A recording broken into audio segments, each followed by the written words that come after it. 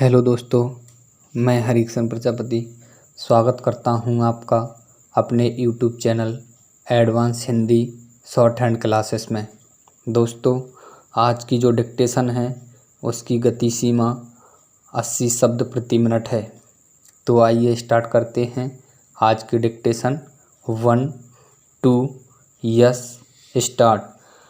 अध्यक्ष जी, मैं इस बिल का विरोध नहीं करता हूं, बल्कि अपने कुछ संशोधन के साथ समर्थन करना चाहता हूं।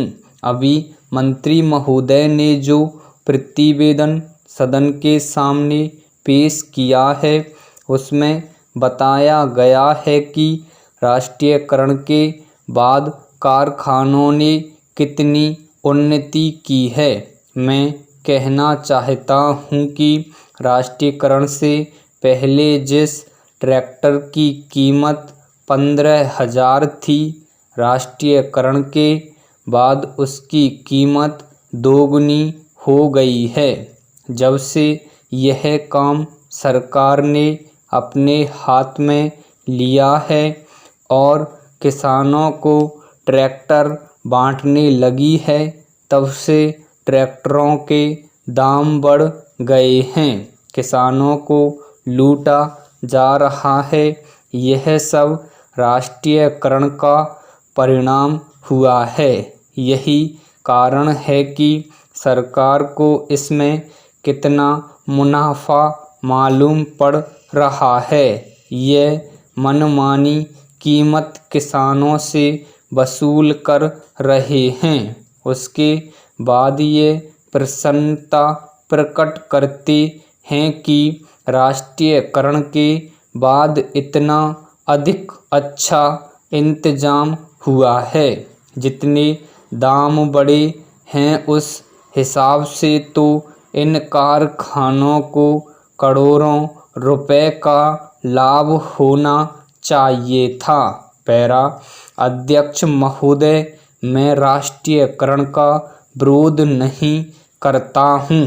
मंत्री बनने से पहले वे हम लोगों के बीच भाषण देना शुरू करते थे, तो यदि 1 घंटा भाषण देते थे तो आधा घंटा तालियां बजती रहती थीं।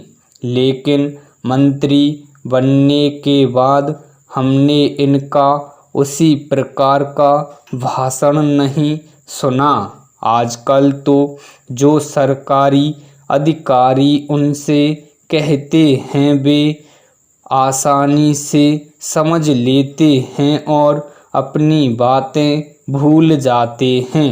इसलिए इस बिल में मैंने जो संशोधन किया है उसके द्वारा मैं अपनी बातें भूलना नहीं चाहता। राष्ट्रीयकरण के बाद किसानों की हो रही लूट से यह समाप्त नहीं हो जाता। यह बिल 50 पृष्ठों का है, लेकिन किसानों को छोटे ट्रैक्टर मिलेंगे या बड़े या किसी प्रकार के, इसका कोई जिक्र नहीं है।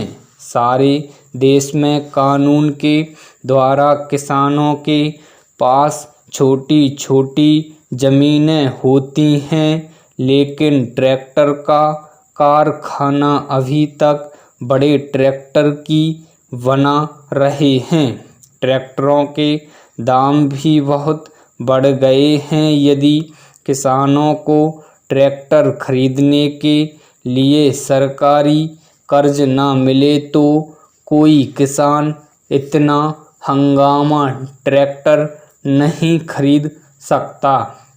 अभी तो ट्रैक्टर खरीदने के 1-2 साल बाद ही किसानों की ज़मीन बिक जाती है, क्योंकि उन्हें सरकारी कर्ज वापस करना होता है।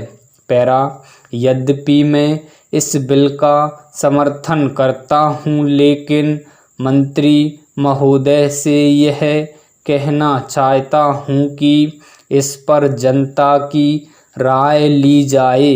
इसके साथ ही ऐसा बिल भी लाया जाए जिसमें यह विवरण हो कि ट्रैक्टर महंगा हो या सस्ता होगा, कितने हॉर्स पावर का उसमें इंजन होगा।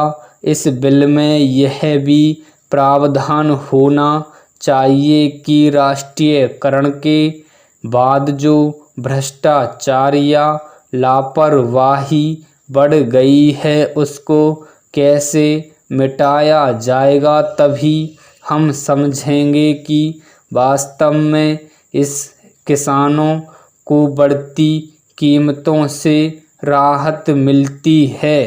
कृषि क्रांति आने लगी है। इस विधेयक में यह तो बताया गया है, लेकिन सच में ऐसा नहीं हुआ है। स्टॉप।